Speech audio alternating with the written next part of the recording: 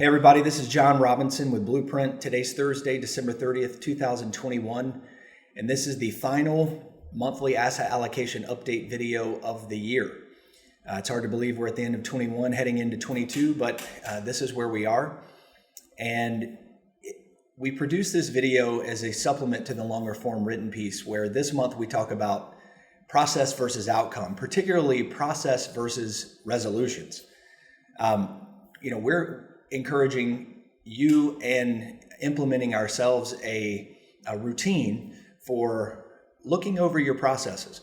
What processes do you have in place now that can increase the probability that you will achieve your goals for 22 and that your clients will achieve their goals for 22 and beyond? So if you haven't already, I would encourage you to go back and read that as we think and I think you'll find it interesting and potentially helpful as a catalyst for either continuing to look at processes or making the change towards looking at processes.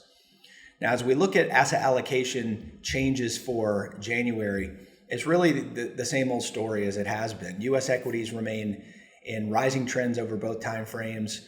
Many of the major market indexes are closing at all-time highs. So if nothing else, that is a sign of great strength by the indexes to close at all-time highs. Now, as we look at foreign stocks, emerging remains the weakest. Foreign developed is not necessarily strong, but certainly stronger than emerging. And foreign developed equities continue in an intermediate term downtrend. The long-term trend is intact, so we're underweight, not down to our minimum levels or our strategic levels. But overall, international equities remain underweight in the portfolio in favor of stronger U.S. equities. There's no change to real estate. Real estate has continued to be strong despite changes in interest rates. Real estate has been the best performing asset class in the portfolio this year. U.S. and foreign treasuries, bonds continue to be weak, particularly in the belly of the curve, or the middle or meat of the yield curve. Long duration bonds are continuing to emerge from what has been a downtrending environment to now a rising trend environment. So we're re-entering a long-term uptrend in U.S. Treasuries, so we'll increase allocations there. Inflation-protected bonds, which have been strong, and TIPS coupled with some of the shorter duration bonds, they've been the best performing asset classes in the whole fixed income complex for 21. Now, the allocation to TIPS will get reduced going into January as the intermediate term trend in TIPS has now declined. The long-term trend remains intact, and TIPS by and large remain the strongest segment within fixed income. Short duration fixed income will increase slightly because as we reduce in TIPS, we will push that in favor of, through our handoff process, in favor of shorter duration bonds. And alts, as expressed currently by gold, remains at a minimum allocation or a strategic allocation due to downtrends over both time frames in gold. So what this looks like in a graph, basically we're taking from TIPS and we're handing to U.S. Treasuries of the short duration variety. Now the key takeaways, first of all, we had some market volatility which started in September, started to smooth out, and then coming into December, we had some fairly significant, on a relative basis, downside volatility. That has abated, and now we are back at new all-time highs for many of the major market indices in the U.S. From a Blueprint perspective, equity allocations continue to push towards U.S.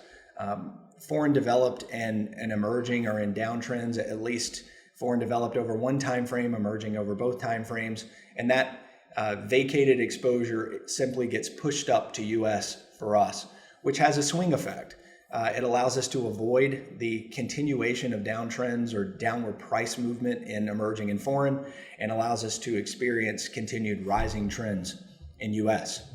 So as we end 2021, it's a common refrain for us, but we're encouraging you to put in place, both personally and professionally, and for your clients, processes. right? Enhance your processes, put processes first. And for us, processes are greater than resolutions. This is the time of year where everyone, including me to some degree, put down New Year's resolutions, things I want to accomplish in 2022.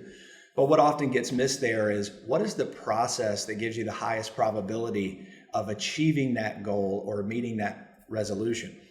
And so as we go into 22, take a look at your processes, review them. If you don't have any, build them. If you have them, review them, put some heat on them so that as we go into the new year, you're putting in place or enhancing the processes that you've been using, a fully systematic program that helps you meet your goals or helps your clients meet their long-term goals. A focus on the goal itself won't do it. Even the most clearly defined goal won't do it. But a process, step-by-step process to get you there, in our view and in the view of many, and certainly the data and research backs this up, says that with a process in place, you dramatically increase the probability of achieving the goals that you've defined for yourself and you've helped clients define for them.